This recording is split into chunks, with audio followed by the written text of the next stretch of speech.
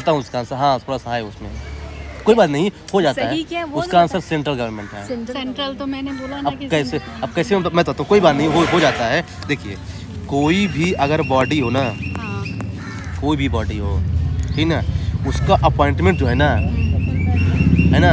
जो कर रहा है, देखिए एक तो क्या है ना कि अगर वो बॉडी कॉन्स्टिट्यूशनल है, देखिए बॉडी दो टाइप की होती है ना, एक कॉन्स्टिट्यूशनल और एक नॉन कॉन्स्टिट्यूशनल, मतलब इससे चलिए वही कॉन्स्टिट्यूशनल बॉडी जो वो होती हैं जो कि कॉन्स्टिट्यूशन में मेंशन है, और नॉन कॉन्स्टिट्यूशनल कौन होती हैं जो कॉन्स्टिट्यूशन में मेंशन नहीं है ना। तो जितने भी कॉन्स्टिट्यूशनल बॉडीज है ना, जैसे मतलब कि ये यूपीएससी कायग, ये हो गया यूपीएससी का फाइनेंस कमीशन है ना, इलेक्शन कमीशन, जितने भी कॉन्स्टिट्यूशनल बॉडीज होंगी उनका अपॉइंटमेंट जो है ना जनरली प्रेसिडेंट करता है ना, सेंट्रल लेवल की, और स्टेट लेवल की गवर्नर करेगा, है ना कॉन्स्टिट्यूशनल बॉडी केस में, है ना। और उसका रिमूवल जो है ना, जो अपॉइंट करता है ना जनरली उसका रिमूवल भी वही करता है। लेकिन इसमें एक एक्सेप्शन है गाइस, इसमें जानते क्या है, ध्यान रखना, ये एक्सेप्शन पूछता है कि जो पब्लिक सर्विस कमीशन होता है ना स्टेट का, उसका अपॉइंटमेंट चूंकि स्टेट का है तो अपॉइंटमेंट कौन करता है, गवर्नर, लेकिन उसका जो रिमूवल है ना प्रेसिडेंट करता है। ऐसे ही एक और एक्सेप्शन है, बताइए आप लोग सोच के, एक और एक्सेप्शन ऐसे ही है, मतलब उसने कहना एक साथ लिख के सब भेजा है, देखिए आपको कभी कंफ्यूजन नहीं होगा। जज ऑफ हाई कोर्ट उसका अपॉइंटमेंट कौन करता है, प्रेसिडेंट, गवर्नर करते हैं। नहीं प्रेसिडेंट ही करता है। मैं ऐसा पूछ रहा हूँ ना कि उसका अपॉइंटमेंट गवर्नर करे, state election commission, yes state election commission, देखिए यहाँ पे लिखा है कि अपॉइंटमेंट और रिमूवल जनरली वही आदमी करता है, लेकिन एक्सेप्शन दो है, एक पब्लिक सर्विस कमीशन और एक अब देखिए आप जानते क्या है, अब ऐसा अगर पढ़ लेंगे दिमाग सेट कर लेंगे, आप कोई क्वेश्चन कोई भी आए कभी कंफ्यूजन होगा आपको। ये तो हो गया कॉन्स्टिट्यूशनल बॉडीज का, चलते हैं नॉन कॉन्स्टिट्यूशनल बॉडी का। जितने भी नॉन कॉन्स्टिट्यूशनल बॉडीज है ना उनका अपॉइंटमेंट जानते कौन करता है, सेंट्रल लेवल का कौन करेगा, प्रेसिडेंट ही करेगा, और रिमूवल भी जनरली प्रेसिडेंट ही करता है।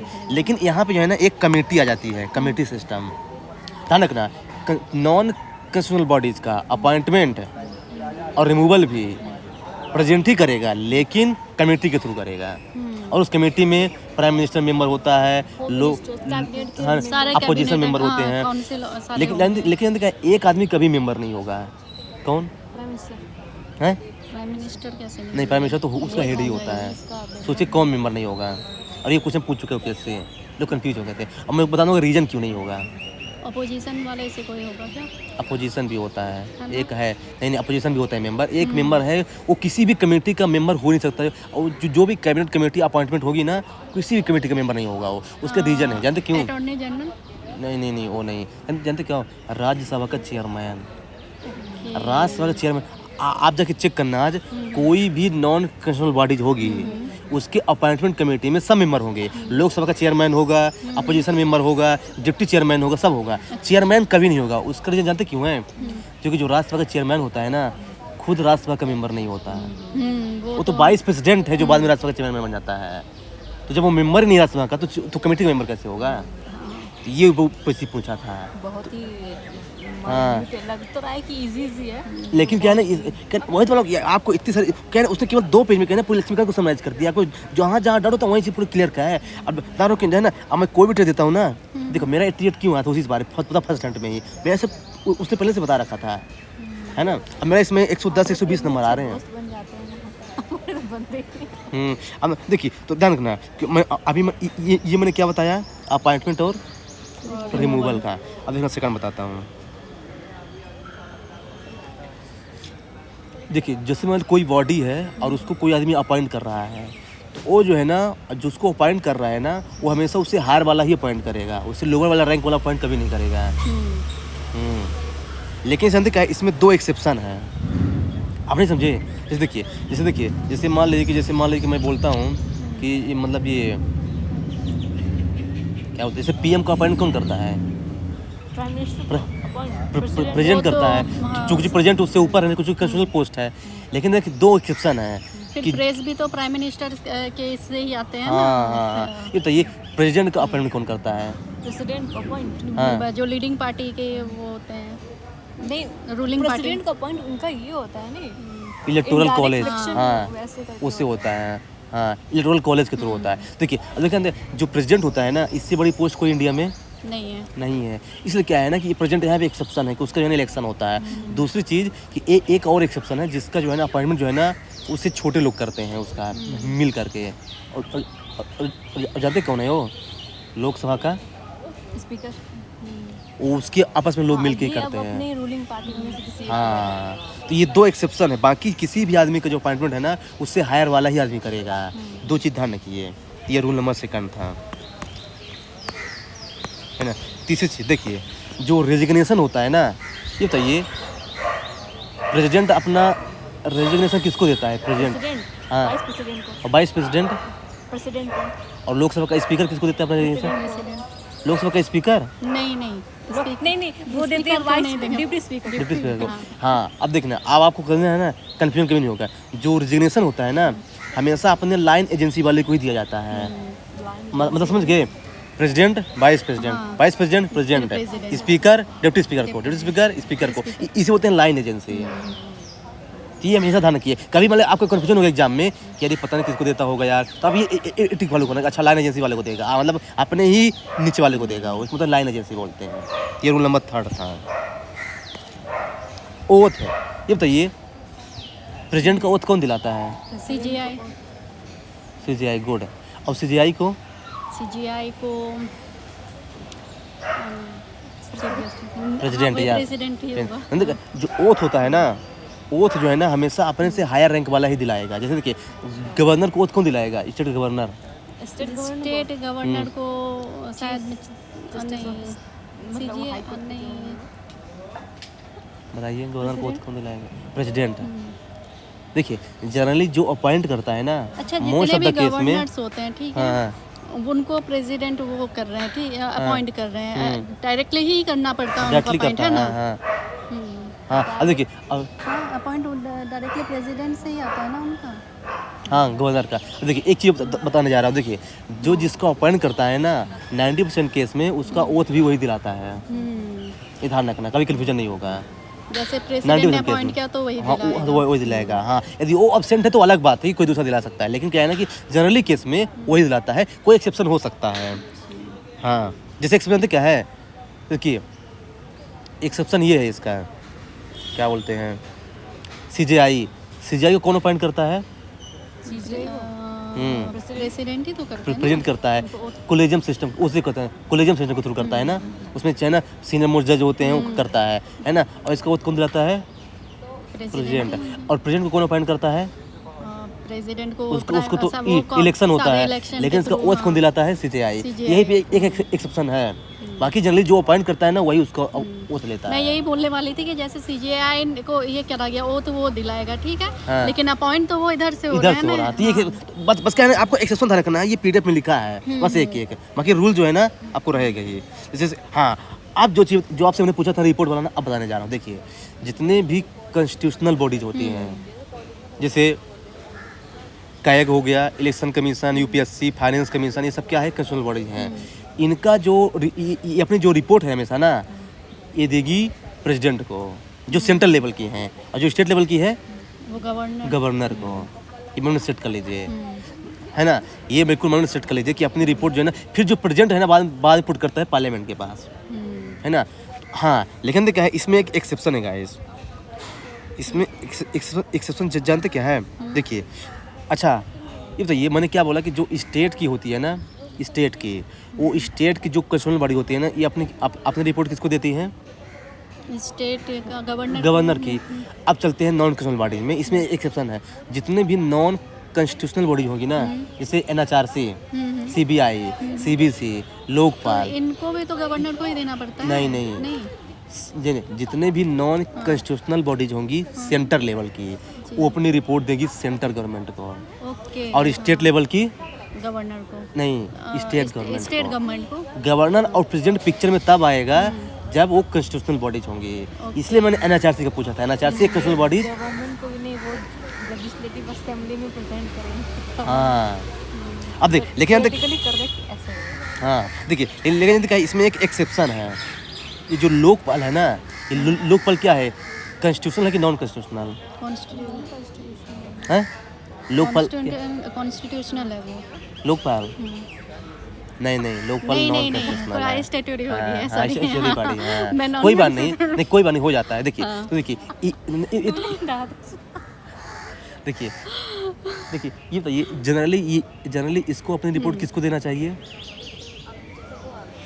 लोकपाल को, क्योंकि देखिए ये तो नॉन नॉन कॉन्स्टिट्यूशनल तो इसको देना चाहिए स्टेट किसको? मतलब कि क्योंकि सेंटर की है तो इसे सेंटर में होता है लोकपाल ना। लोकपाल को इंग्लिश में क्या बोलते हैं? लोकपाल को लोकपाल ही बोलते हैं।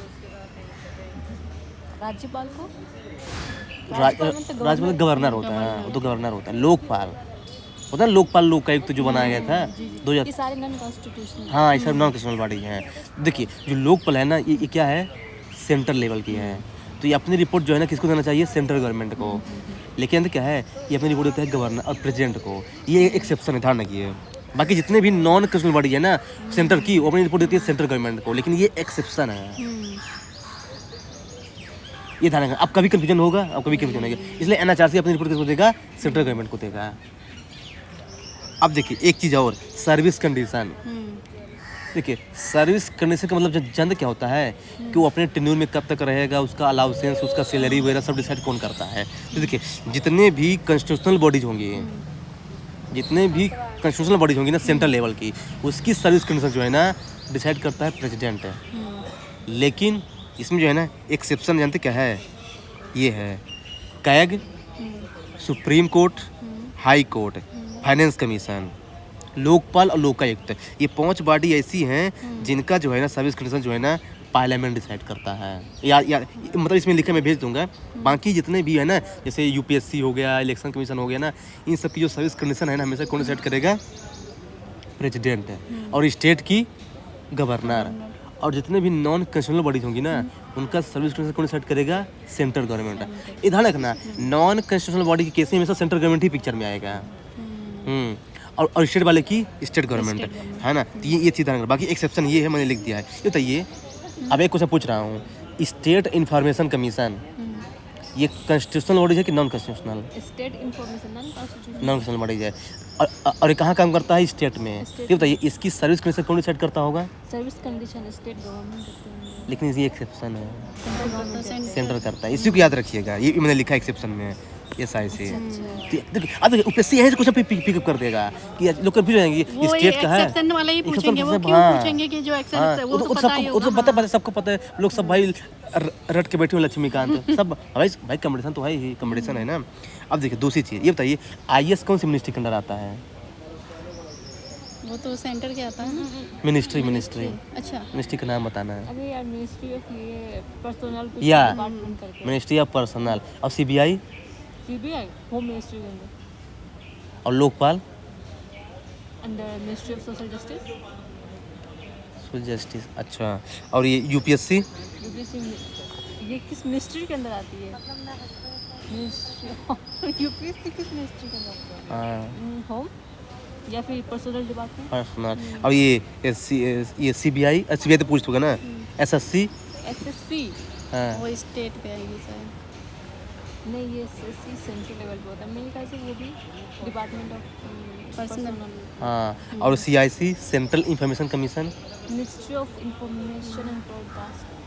नहीं उसको पता या नहीं। फिर जानते क्यों? देखिए ये आपको ना मिनिस्ट्री के अंदर होम मिनिस्टर कहता है।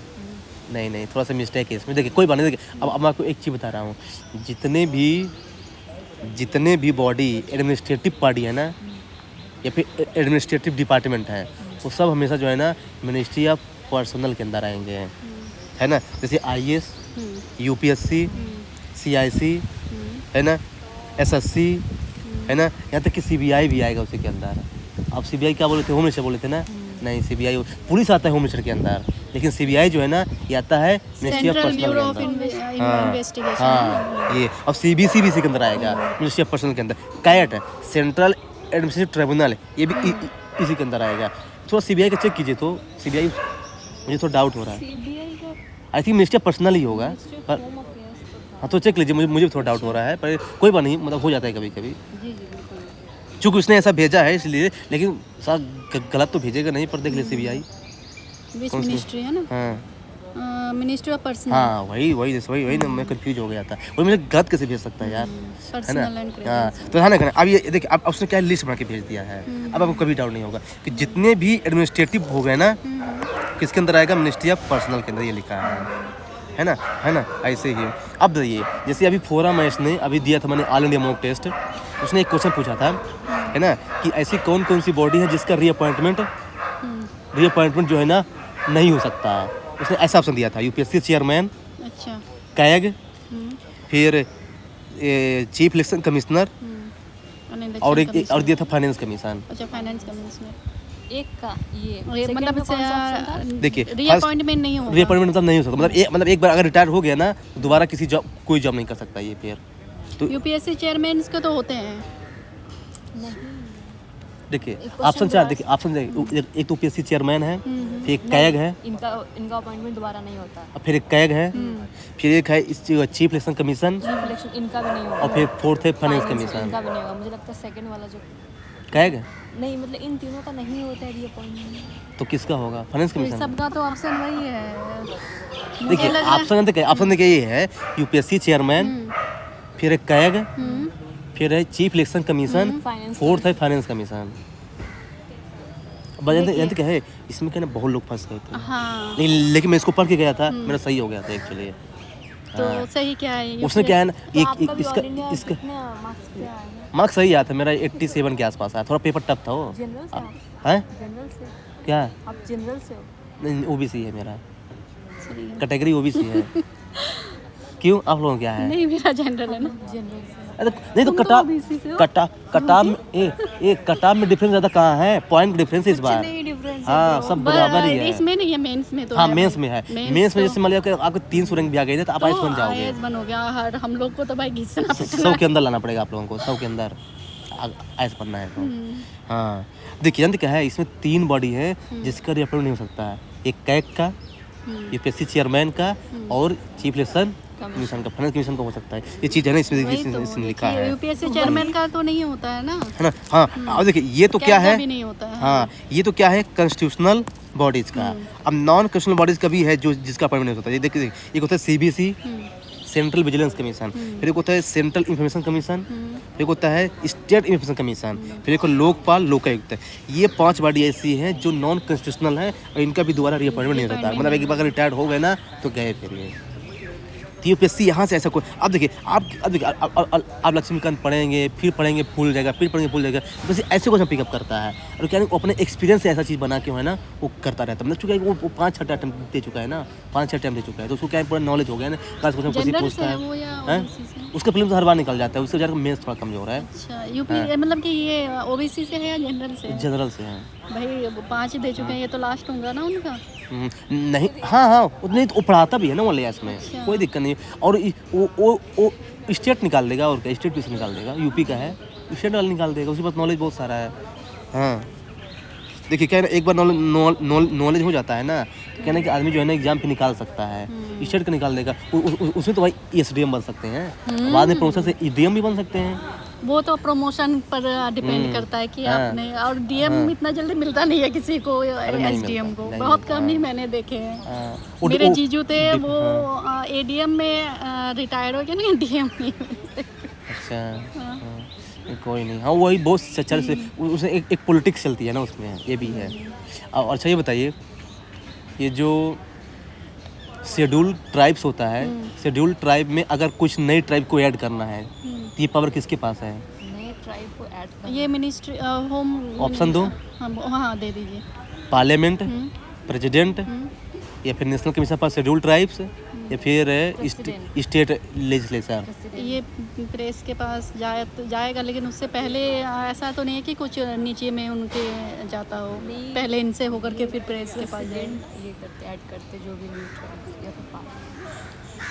ये आई थिंक उस दिन सर भी बताए थे फर्स्ट वाले लेक्चर में, पॉलिटी वाले में।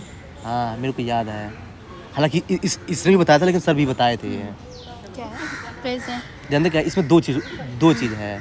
इसमें पूछा है। देखिए शेड्यूल ट्राइब जो है ना, क्योंकि इसको उनका देखिए पहले मतलब कि कितने ट्राइब शेड्यूल ट्राइब में है ना, इसको नोटिफाई करता है प्रेसिडेंट है। लेकिन ऐड और हटाने का सिस्टम जो है ना, ये होता है पार्लियामेंट का। लोग इसमें कंफ्यूज हो गए, ध्यान रखना है। ऐसे शेड्यूल कास्ट में भी होता है कि कितने ट्राइब है ये नोटिफाई करेगा कौन, प्रेसिडेंट है। president, लेकिन ठीक है। ऐड करने का सिस्टम क्या है ना कि Parliament। घटाना या ऐड करना नहीं, पार्लियामेंट का काम है। तो बताइए ओबीसी कौन करेगा फिर, ओबीसी का है, तो वो भी तो अच्छा ओबीसी आ गया था इस ओबीसी स्टेट में भी तो होता है। अब बताइए, पार्लियामेंट तो स्टेट कुछ नहीं करेगा। स्टेट गवर्नमेंट का भी से है। हाँ स्टेट गवर्नमेंट अपने लेवल पे करेंगे और सेंट्रल गवर्नमेंट हाँ, ये वो ध्यान उसको रखना है। देंगे यानी ना। स्टेट का स्टेट करेगा और सेंटर का स्टेट सेशन करेगा। लेकिन एससी केस में जो है ना ऐसा नहीं होता, इसलिए केवल सेंटर के पास ही पावर है। ये माइंड में सेट कर लीजिए। ये आई थिंक उन्होंने सर भी बताया था, मुझे अच्छा लगा। कमीशन आया था ना ओबीसी का वो अरे यार कौन सा, एक तो रोहिणी कमीशन है, नहीं नहीं मंडल कमीशन। नहीं नहीं मंडल कमीशन नहीं, बस रिलेटेड टू कमीशन से ये तय हुआ कि सेंट्रल गवर्नमेंट अपना लिस्ट इस्टेब्लिश करेगा और सेंट्रल स्टेट गवर्नमेंट अपना करेगा। ये कमीशन, हाँ साहनी करके केस में हाँ हाँ, आया था साहनी इंदिरा कमीशन, साहनी देखे। इंदिरा साहनी, हाँ हाँ हाँ, तो उसमें ऐसा किया गया था। हाँ ऐसा है ना। अब जैसे है ना, तो जैसे ऐसे क्या है ना कि उन्होंने बहुत सारी चीज़ें बताया है ना। तो मैं आपको ये पीडीएफ भेज दूंगा, ये पीडीएफ क्या कर दूंगा आपको, जी, मैं ये जी, भेज दूंगा, है ना। आप देखिए देखिए मैं आपको क्या बताया हूँ कि जो है ना कि देखिए आप 2-3 सब्जेक्ट अपना स्ट्रॉन्ग कीजिए, है ना। फिर देखना कि आपके जो है ना मार्क्स कैसे जीएस पे नहीं पड़ते।